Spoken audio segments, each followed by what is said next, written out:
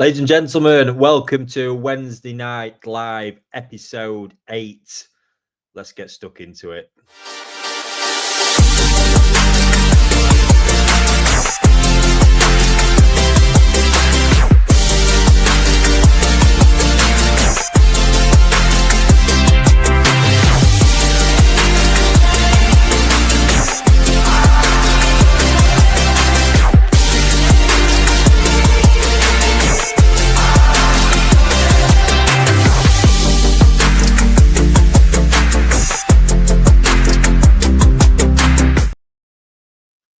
Well, how are you all? I hope you're all very well.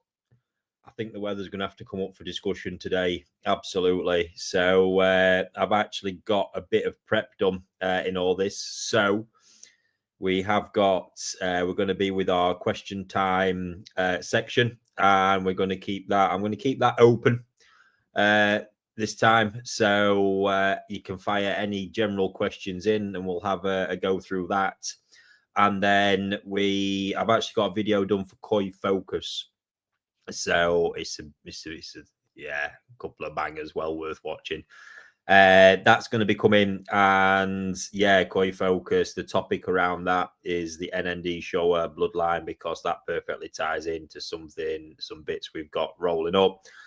And then even the auction, not going to do a live auction on the stream itself, but tomorrow night, I've just selected 4 epic pieces that are going to be for an auction on there. So we'll have a look at them to kind of cover off that section.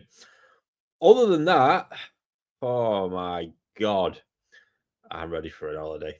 It is mental, absolutely mental. So we had the Tucano Sankey event at the weekend on Sunday. That was absolutely amazing. It really was.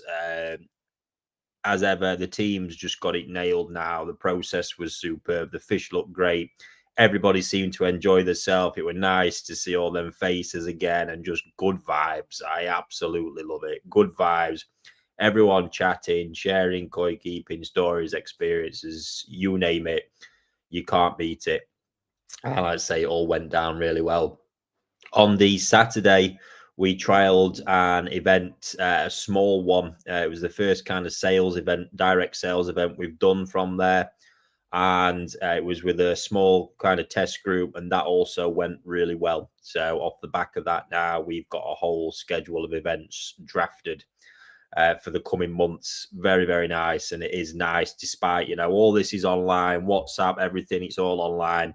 It's nice to get back to doing it the traditional way and amongst all this as well, because there's nothing better at times than seeing, a fish with your own eyes. And the Saturday part of what we did was a bit of a showcase as well as some of the top fish that had been growing. And it was nice for people to actually get to see them in the flesh as well. So, yes, it's all coming together in that respect. And then this weekend again, we're on with our collection event. And that's on the Saturday and the Sunday. Oops, excuse me. Yeah, Saturday and the Sunday. And can't wait to see everybody again. If you've got fish with me over winter and you'd still like to join that, we've still got time to get that in.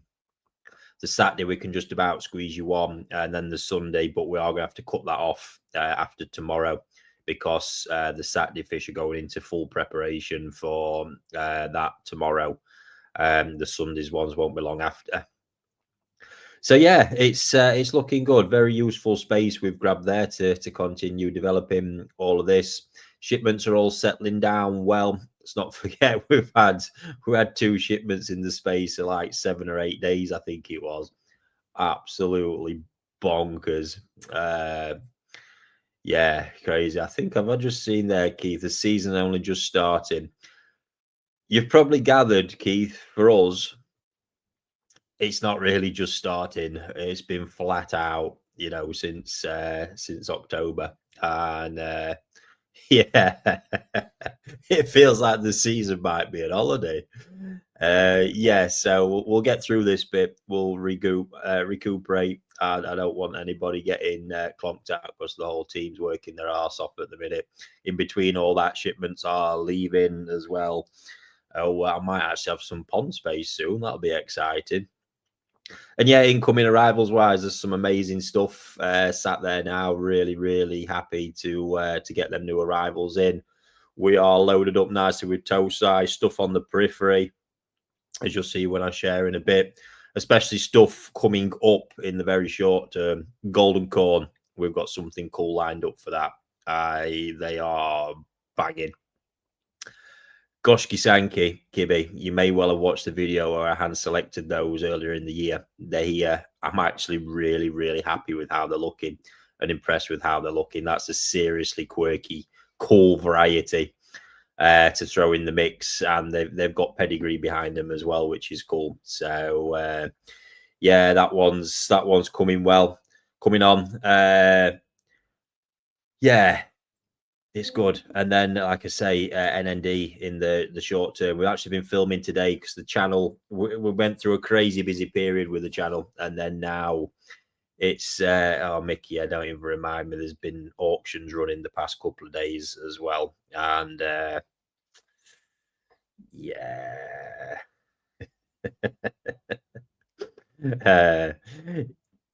Yeah.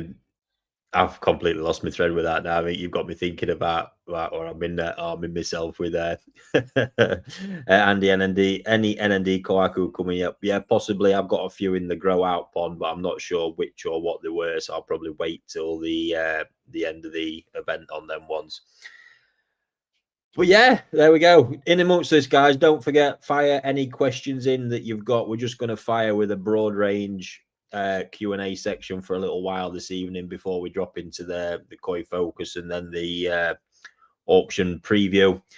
I think it's probably worth talking about at the minute what's happening with the weather and the temperatures, because it really, really is stressful, to say the least. I think for the unheated ponds in all this right now, the swings must be enormous with this weather we're having, because we really have got fantastic days, a lot of sunlight, which will be warming water up. But the evenings, it's not holding out at all. It's getting mighty cold. And I've seen in a couple of ponds sort of 3-4 degree swings. Koi aren't going to like that at all. Yeah, they're really not. So protection wise, you've really got to keep your eye on them. I think the biggest thing right now is making sure that you don't tank your water. So I think the biggest thing here is just to be careful with your food, because there can be the temptation when the sun's beaming and they're at it to probably go a bit heavy. And then you're going to be, as soon as that temperature drops out, what's not going to be happening is you're not going to get stable development of your filter. And that's where it could really, really go wrong, in all honesty. So be very careful with the food. Salt will definitely help this time of year, just ease the burden of the stress that is going to be induced by the temperature swings as well. Don't think there's any harm in that. So yeah, and just be cautious, be careful, monitor your water, but most importantly, yeah, don't let them parameters slide, because if you induce a bit of an ammonia spike and you've not quite got the stable warm water, it's going to take a while to clear up, and that can do some damage. And then just keep your eye on them parasites, because it really is likely that your flukes and stuff are going to become prevalent at the temperature band it's ambiently sitting at as well. It's tricky stuff. It's tricky times, but you can get through it. It's all doable. You've just got to be sensible with what you're doing, and yeah, be very careful. So it's about as much as I can say on that one, because as always as well, every pond is completely different. As I get to hear, obviously it's nice to talk to people at the event. You get to hear a bit more about what's going on in people's ponds, and yeah, everyone is it's a completely different case. I'm chatting to one guy about water and how they've all got identical setups and don't actually use any inline dechlorination. And so fair enough, that it can be done. You run it slow enough, you'd help that you don't get that chlorine to build up. Not the thing I'd advise. And how one friend in the whole group didn't actually do that, and he always had problems. He got all the purification and everything set on there, which it could be quite easy in a case study to look at that and go, oh, it must be that. But you need so much. I would personally need so much more information to zoom out, because often there, there could be way more to that, more tinkering, loads and loads of bits and bobs. So yeah, not an easy one to get that, because you've got to know the full picture. It'd be quite easy just to look at that. I've seen that done in the past, when often you see a breeder's setup, for example, you might look at it and go, oh, it must be them, that particular type of filtration is running, or this particular thing that he's doing, when it rarely is. It's always the combination of everything that's going on that creates those end results. So yeah, there we go. And other than that, we're getting ready for I've been having a chat with the guys in Japan over this morning, so very soon I'll be booking my flights on that. But again, I talk about variables. My God, I've got to leave a load of flexibility in this schedule in that, because having spoke to Fujo this morning, all the different variables, so much relying on the weather for spawning location, and some real proper farmery stuff in there as well, as in they I think we feel like we get a better result spawning them at this place with this water versus at this facility in this water. We know there's no data or anything backing up, just that gut instinct of what they've seen and what goes off. So yeah, interesting. Can't wait. It's rocky road ahead. Right, we're gonna move over now to our next segment. So questions at the ready, guys. I see there's a few in already.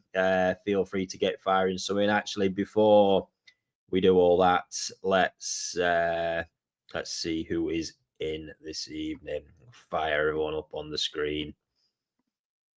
So once again, good evening to you all. Bill's here, look.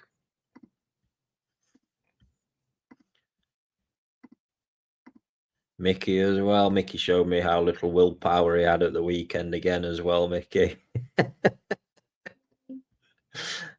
It's hard, isn't it, when you're putting absolute rockets in front of people. I do get it. Ray at the event, good to catch up with you two again as well. Ray did resist temptation. I was impressed.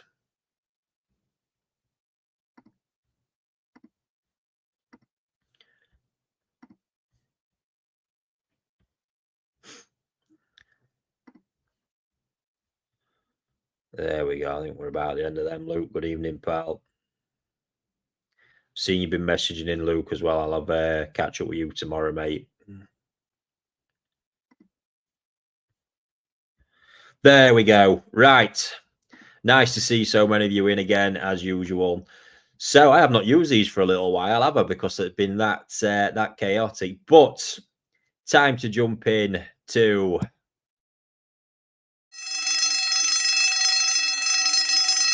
right class.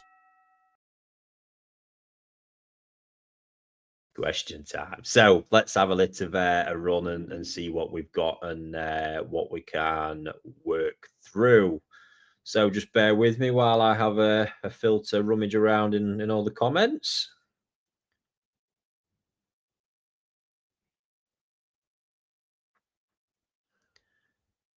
As always, I've got to pick all them questions out of there. Koi, yeah, prefer to buy a fish in the flesh rather than online. It's a valid point. It's each to their own on that one, because you can't ignore what the online space has done as well. So much high-end business is now being done online. If you just look at all the auctions gone by, Sakai again, Dainichi, the value of them fish, that side has far overtaken the physical side, unfortunately. But I am with you. Although the online serves a purpose, it is nice to get them in front of you for sure. Here we go, Ben. Hi, Ricky. Great to meet you on Sunday at the event. Yes, and you, buddy. I'm building my new pond. What would your perfect setup be? I'm going 7 to 8K. Nice.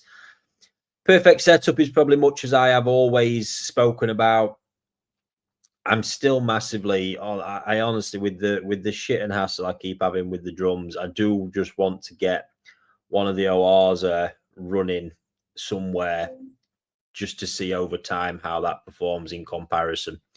But I am, as it stands right now, seriously, I'm so over it with the tedium and everything that can go wrong with them, and constantly seeing the performance of them 1200-gallon ponds, which are at the complete polar opposite end of the scale. So the designs I've played around with, which would be the route I would probably look to go down, would be bottom drained to sieves. I just can't see, having had sieves in the past, and I think they're a bit of a forgotten bit of kit these days. The kind of installation is not always the easiest, because of, you need to kind of go for a dual gravity setup if you're going to use them in that way. But the way I would look to do it would be sieves, and from the bottom drains, then running directly over showers, and then I would side drain off to directly into a fluid bed full of K1, and that is that there, right, for me.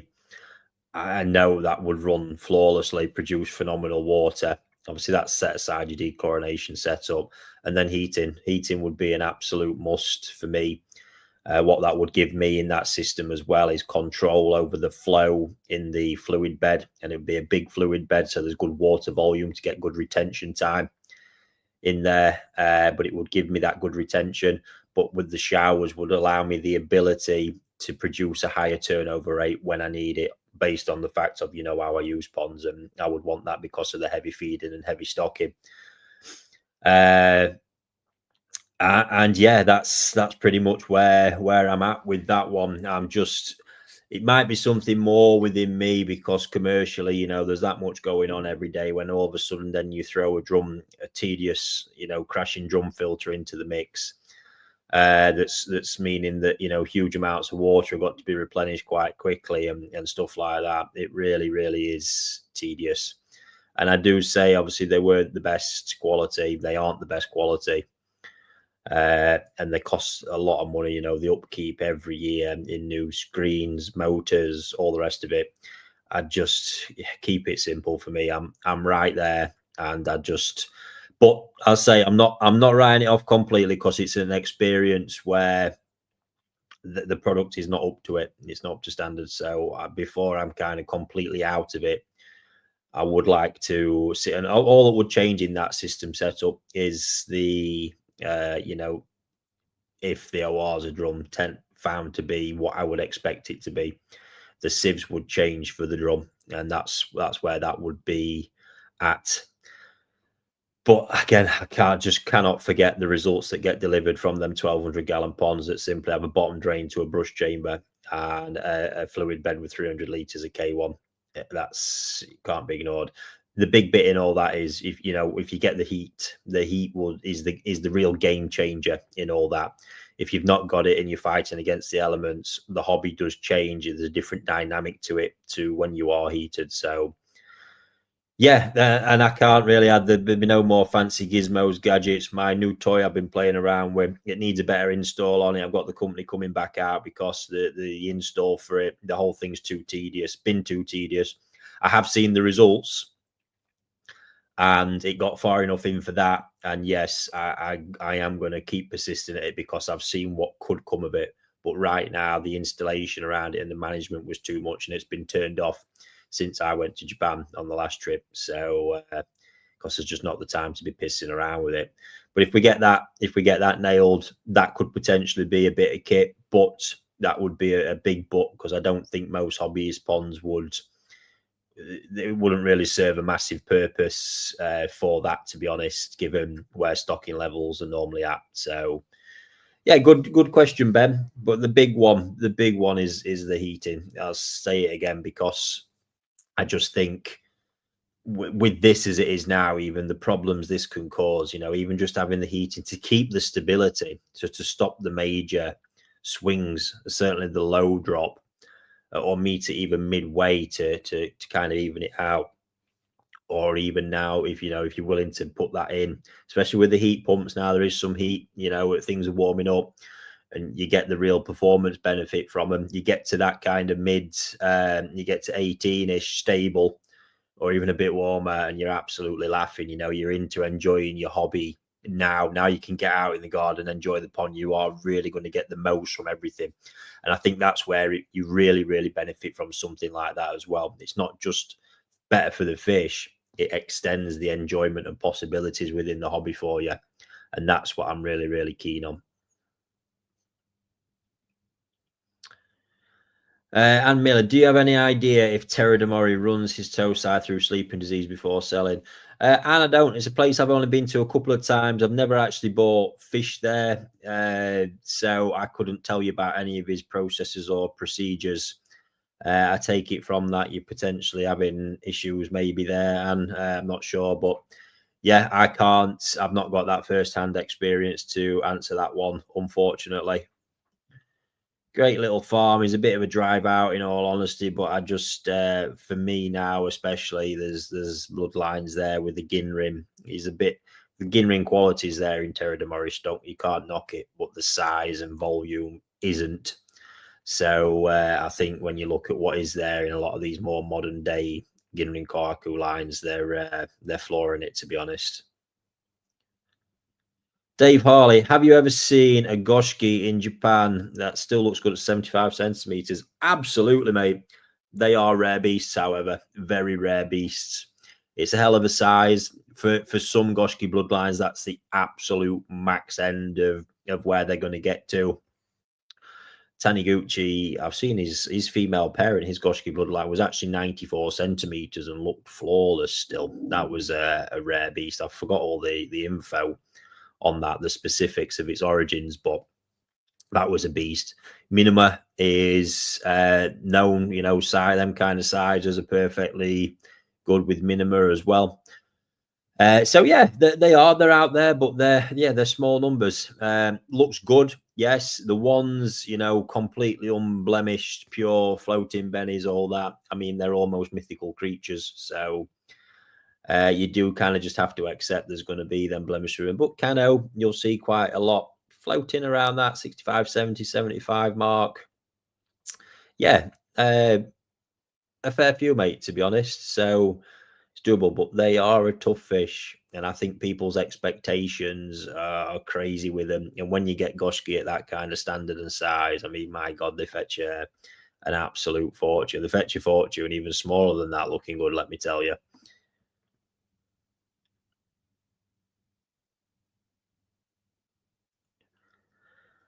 Susan, let's have a look. I moved all my koi out of my sick quarantine tank. I want to shut it down now. Should I keep up and running with no fish or just take it down?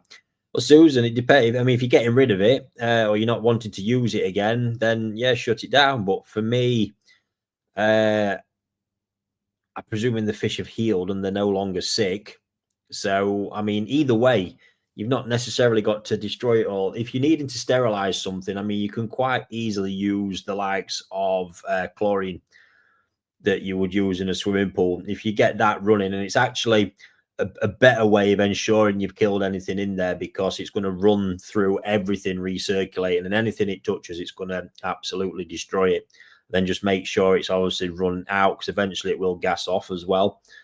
But if the fish aren't actually sick now, and you're wanting to reuse it, you need to keep it. I would keep it ticking over.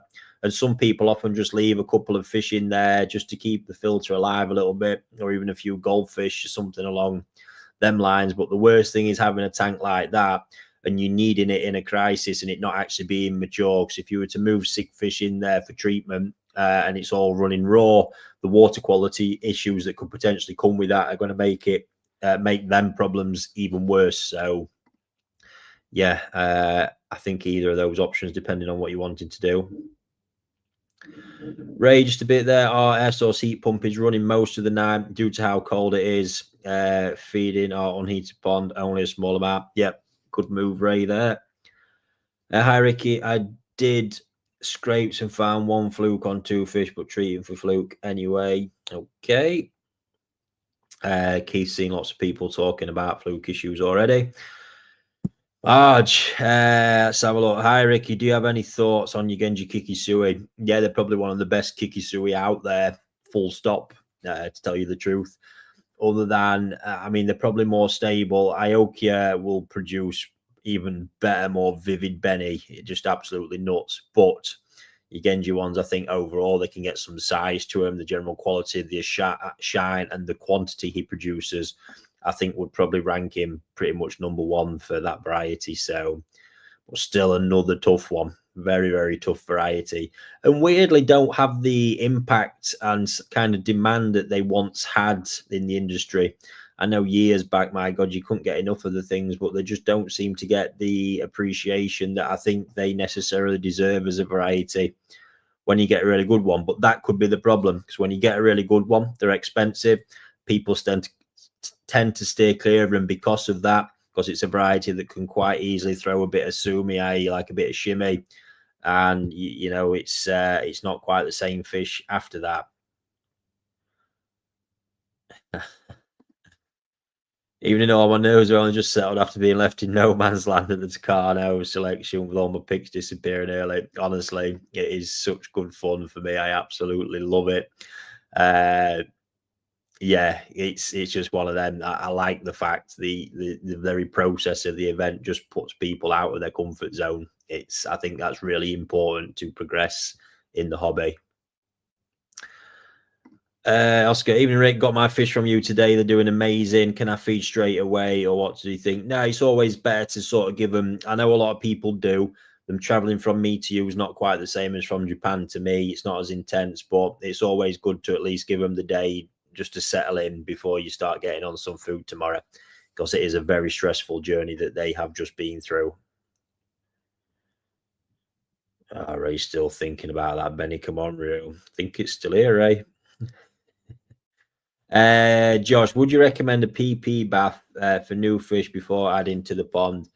Yeah, I've been asked this a few times now. I don't think there's any harm in doing it at all. I mean, PP bathing, it's a strong treatment. It really is. The issue here is, yeah, if there's something there, it's going to wipe it out. Okay, that's all good and well. If it's done on a healthy fish, you could potentially damage the slime coat on top of the stress of it traveling, to the point then where it's likely that the stress of that is making it more likely it's going to pick something up in the pond. What that also won't stop is the very fact that from the mixing process of it being introduced, and the stress of all that can trigger parasitic problems, and it can also, you know, the mixing process can trigger a bit of viral illness where it makes, you know, one group or that particular fish look a bit mopey for a while. So it's not a complete solution. You can't think, oh, PP dipped it, everything will just be absolutely perfect now, because it's not. And what I would never ever recommend is doing it with a healthy fish. There's just no point. I hate medicating for the sake of medicating, because medications are aggressive and can be damaging. So yeah, it's an odd one, that, but generally, but it's the way I approach things. I'd be getting it in and letting it settle down, and just, you know, after a week, checking the whole environment, scraping and medicating if necessary. But unfortunately, the introduction of new fish is a rocky time. They go through a lot. You think just our process alone, netting, starving them, netting, holding them, packing them, going on overnight courier, getting to you, new body of water, temperature changes in between it all, then mixing with a group of fish they've never been introduced to. It's a hell of a lot. So I my always be, when our new fish come, we never do anything instantly. I would not ever do that with new imports, because of how exhausted they are. They go into warm, salty water, and they're left for a week unless something shows signs that it needs urgent attention. Other than that, they are left for a week and not touched. And we have a look after and deal with it then, because I'd still be doing that after a week regardless. That's my preferred method.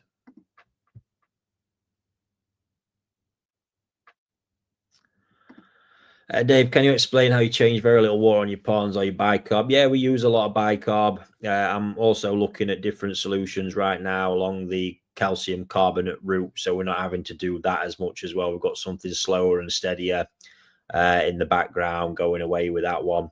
But that's not to say, obviously, we don't. I do change water. Obviously, the drum filter ponds will get the top up according to what they're using, which will be more frequent when they're heavy on the food. And the The other ones are the brush chamber ones are generally once to twice a week. And a chunk of water comes out. I should say it's no more than about 10% overall. And they're slowly topped up. So it's not like there is nothing, but it's not excessive amounts being flooded through all the time. But yes, we do burn through KH. I've said that many a times. But I think the route I'm looking at now, with especially it's going to trial it in the shower ponds with the calcium carbonate. It's something I've used in the past. It's a much better buffer in the sense that it is a lot slower and more gentle, but it does tend to foul up and mess up the water a lot more. So yes, I do see though, the minute big amounts of water have to get changed, and I see the impact it has on the pond and the environment, that I can't tend to get the water settled down how I like it settled down to really start performing.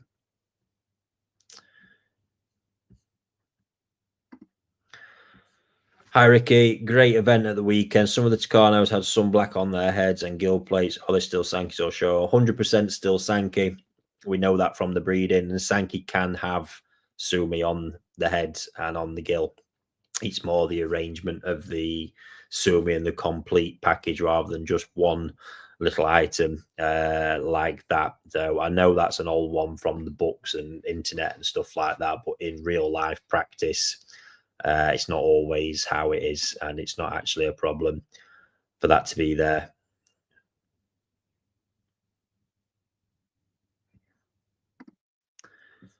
Vicky, Oscar's question would be good advice. Good for advice on new arrivals, what to do for how long, if floating, no salt, etc. Yeah, this is so pretty much along the lines of what I've just said. I mean, if there's just one new arrival, I know like when Mickey gets to it, Mickey's got a fair few coming. So in Mickey's case, I'd be tempted to salt up. I think that's going to be worthwhile because there's going to be quite a lot more change and upheaval in that system. So that'd be that one. Floating, again, you can do it. There's such a small amount of water in the bags. It's worth floating 15, 20 minutes. It doesn't need to be too long because within that time, those temperatures are going to have stabilized. I can assure you of that bit. Any more than that, it's just getting excessive. As you open the bags, it's always worth just introducing some of the pond water into the bag to let that mix, just for any differences in pH and bits like that, rather than just being from one to the other instantly like that, which can be a stress reaction, stress event. But yeah, other than that, like I say, then my preferred method is to let them rest into it, and within a week is to just check out everything, the whole environment, and deal with anything at that point.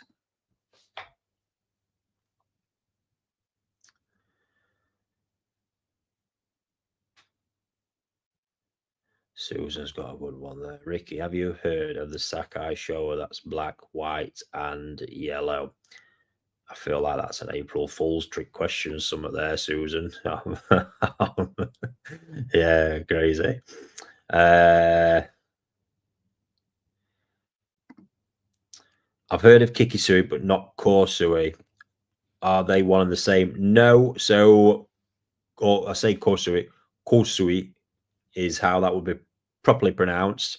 Is an adaptation of Shusui, where you're eradicating the scale line on the back. So, in essence, yeah, that falls really between so much. So you could almost say, well, it's a Deutsch Kohaku. No, it's not. The hue of the colours slightly different, and the formation of the Benny pattern would be different, be more Shisui in style of the formation of the pattern, and not as structured as you'd expect in a Deutsch Kohaku. But no, Mars, they are very different varieties. Joe, how serious of an answer do you want, buddy? How many tosai can I grow in 400 gallon to get to get them heavy feeding? Oh, mate. I mean, at least 400. At least. No. That buddy is going to come down to, I've said this many a times, the ability of what food load your system can take. So nothing to do with how many fish, what's the feed capacity, and you could kind of maybe reverse engineer some idea of a stocking level from there, buddy, to be honest. Other than that, it'd be trial and error.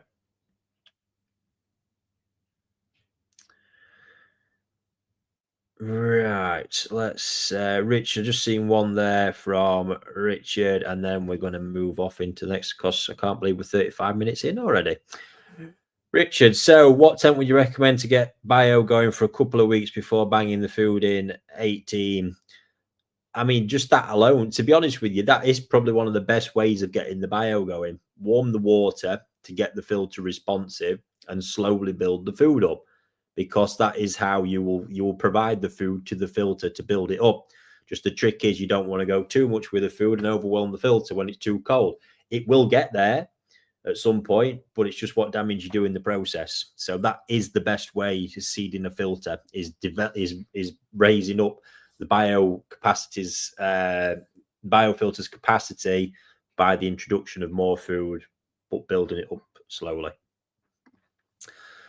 There we go, ladies and gentlemen. Thank you very much for those. Sorry to any that I got that are unanswered. So, time for our next bit. And yeah, NND Shower, big on my mind at the moment, because I've got that absolutely superb batch. First time I've had a batch of them shower in a long time, and I mean a very long time. I think pretty much in all the time that NND's actually been together, it was more the days when Fujo was independent that I was getting batches of his shower. So yeah, wild. So we've got a great video coming up on Sunday about this, and I've nicked a little snippet out of it to share with you, because it was just, as I saw it on Aaron's computer, I thought, wow, that looks the nuts. And even on that, actually, video stuff's a nightmare. It's exported and changed the color profile a little bit, so it is actually even a little bit flatter than it was looking. But yeah, I'm going to share this with you in a moment. So, seeing as though we're on a bit of a roll today, let's roll the slide.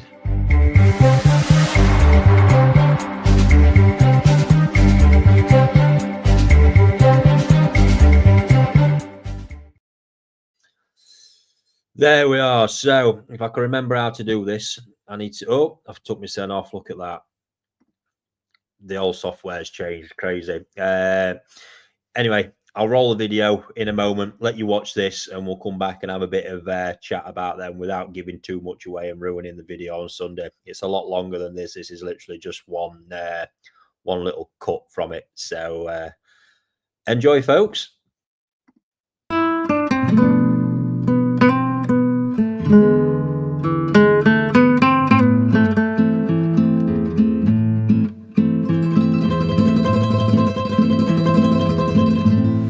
So, first fish up is a 3-year piece that I absolutely adore. I think this epitomizes the characteristics of these fish.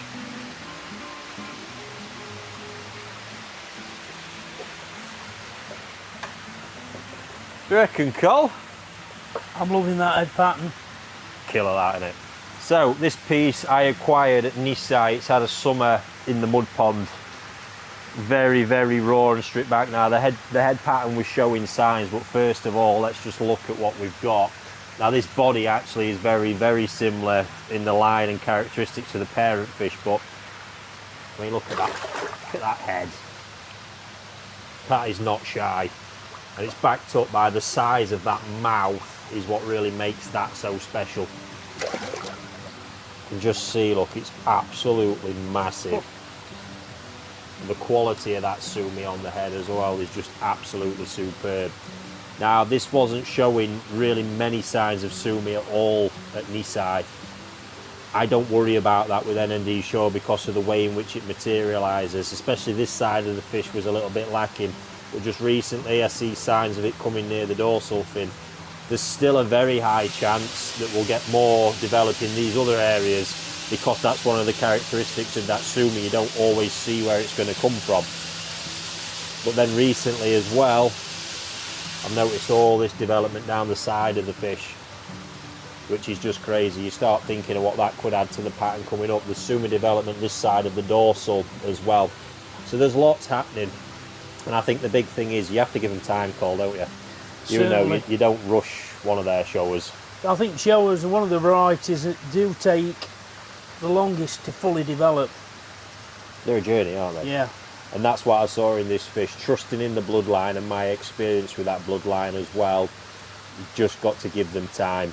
Now all of a sudden, it could literally almost come from anywhere on that side, but again, just look back to the body traits, look at the power behind the head here. Stunning. That hump is savage. It really is, and the size of that backbone, the stockiness, the size of the peduncle here, just everything about it. You see that the level of that sumi as it's coming through, look. It's fantastic stuff. 3 years old, it's around the mid-60s, that one. There's a hell of a summer ahead for that one. Motogoro development in the fins has been quite recent as well. It's going to be a fun one to watch over at summer, mate, isn't it? Certainly is. And it seems to say, what a journey to be on. That head's insane, isn't it? A bit of memoir It's like that. The lacquer. shine of it. It's lacquer.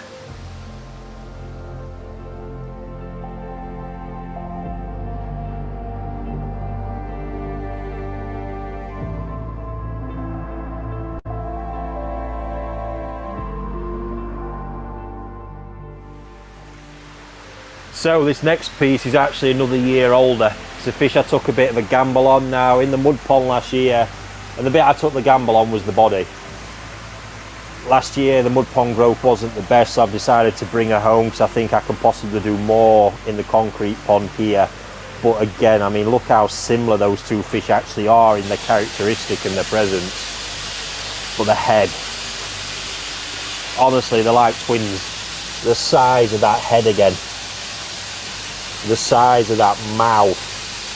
It's got the cheeks forming, that Otofuku style chubby cheeks, that rounded face. You see the power in the backbone. That backbone is so huge and prominent, it's ridiculous.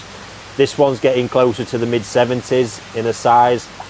The sumi style of this one's slightly different because most of the sumi is showing. It's just a matter of time, and this type of sumi that sits deeper in the skin is more typical of Dainichi. And that's going to take time to actually come to the surface and materialise. But I've seen, again, recent development in the head there. It's such a unique Benny pattern on the head. Once that's complemented potentially by this sumi here, oh my god, it's just going to look the nuts. Again, you see vibrant white skin, vibrant sumi Benny, the whole thing, but I think a distinctive style in the fish, certainly when you look at those two. The only bit lacking on this is that huge amount of volume right now. Now it's not going to ever carry the weight the same as the previous fish because it has a different body line altogether, but I think there's a hell of a lot more volume to extract from this, and hopefully that's going to be done over this summer. But bit of a piece again, Colin, isn't she? I'm just picking up, Rick, on you said you took a gamble on this one with the body structure. Yeah. I'm looking at it, I see nothing wrong. So has it progressed to satisfy what you're looking for? It's just the volume level. That's what it is. But that bone structure can get it. As I speak about volume, it's muscle and fat, and I think that's what the feeding techniques in this pond this summer are going to allow it. But it's a slowly this one. At 4 years old, I think we're looking another 2 years before she truly hits a peak. And the NND shower typically, size-wise, they seem to be able to comfortably hit around the 80 mark. And I've seen a couple branch beyond that and go to the 85. I think with this body line, it will outgrow the first fish longer term. But when that, we've got a chance of actually breaching past that 80 mark with that one, I think, eventually. I'd agree with that, Rick. I do like my koi to have length. A bit more, yeah. A bit more length, and that's got the length to grow into. 100%.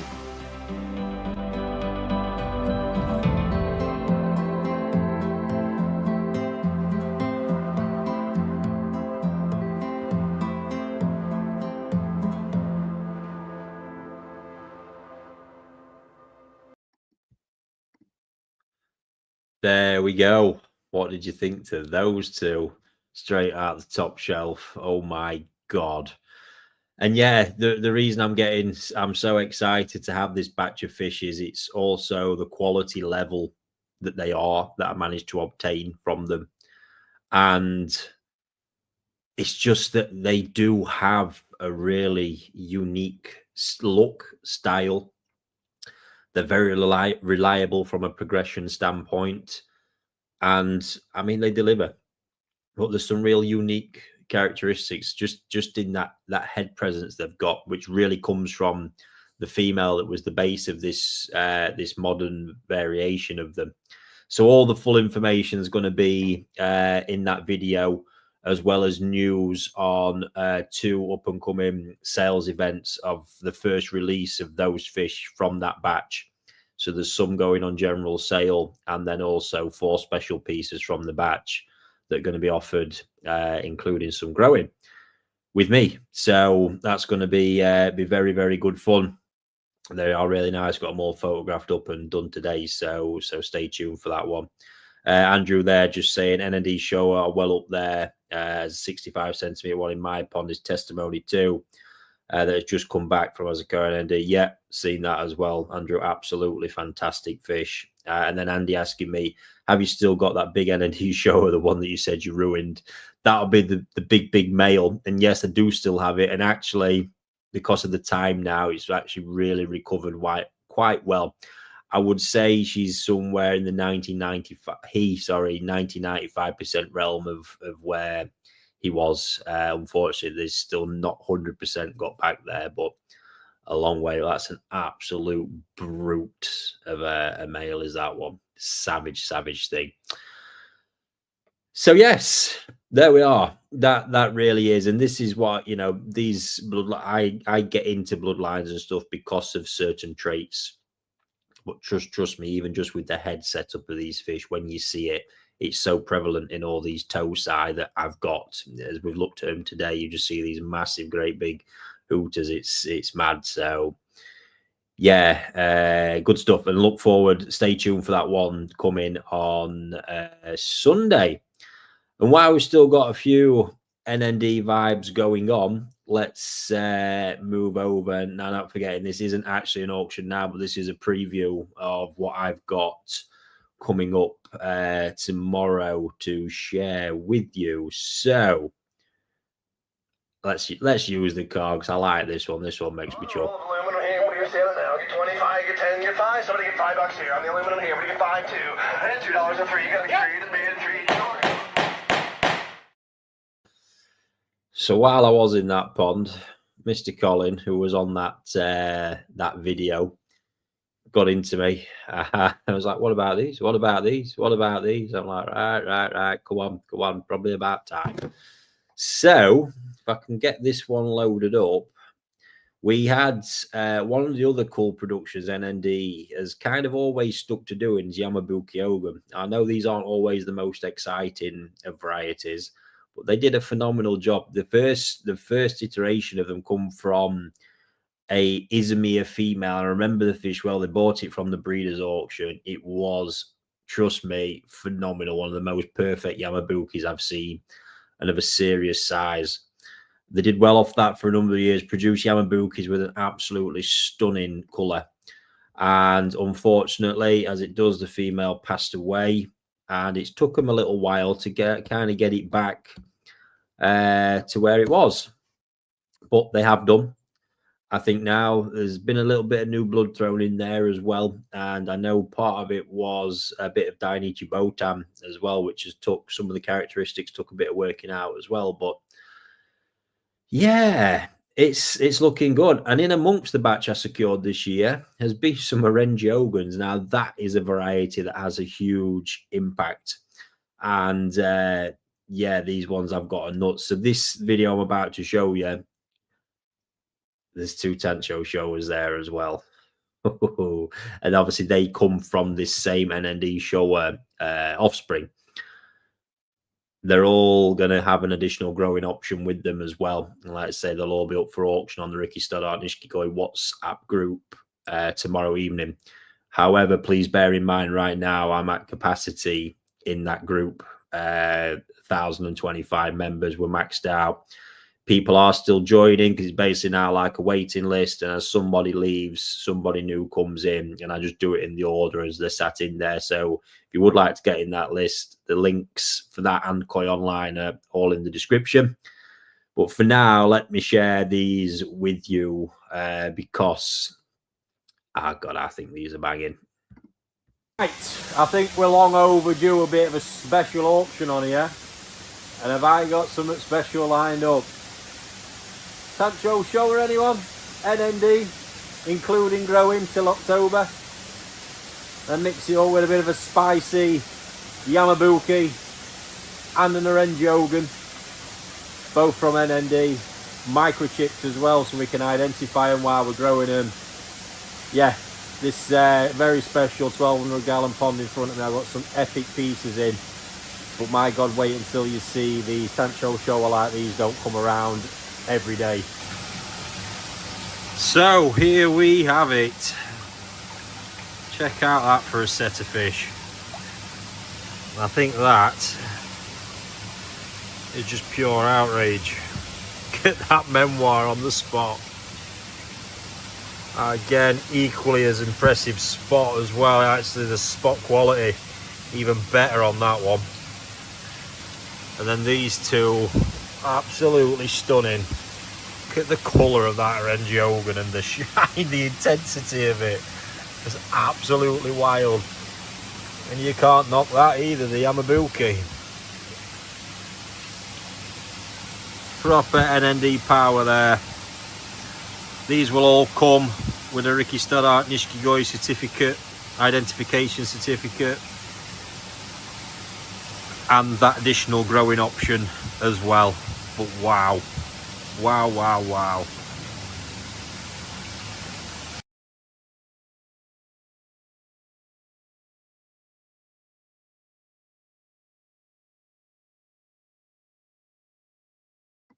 My mic was muted, sorry folks. Yeah, as I saw that Yamabuki and Orange again there, my goodness, they are special. Can you just imagine by the time I've worked with magic on them for some time and they're a bit bigger, the impact they're going to have, they're going to look the absolute nuts. So you can join me for that one. Like I say, on the WhatsApp group, it'll be tomorrow at 7 p.m. and they'll be up for grabs. So yes, there we have it, ladies and gents. I think we'll call it a day on that one for now. So there's a few things I just want to share out and messages and bits I've got to reply to in the groups. And it's been a mighty, mighty long day, and back at it tomorrow for the same madness. So yeah, plenty more news, plenty more everything to come, but stay tuned for that video on Sunday, and we've got quite a bit more in the pipeline. Documentary progress has been superb. We are very close now, ready to get that the premiere scheduled for that, but it really is looking good. I really can't wait to share that with you. Thank you to everybody who has tuned in this evening, as always, and I will be back next week to share another episode with you, hopefully a full lineup again as well. So I'll catch you on the next one.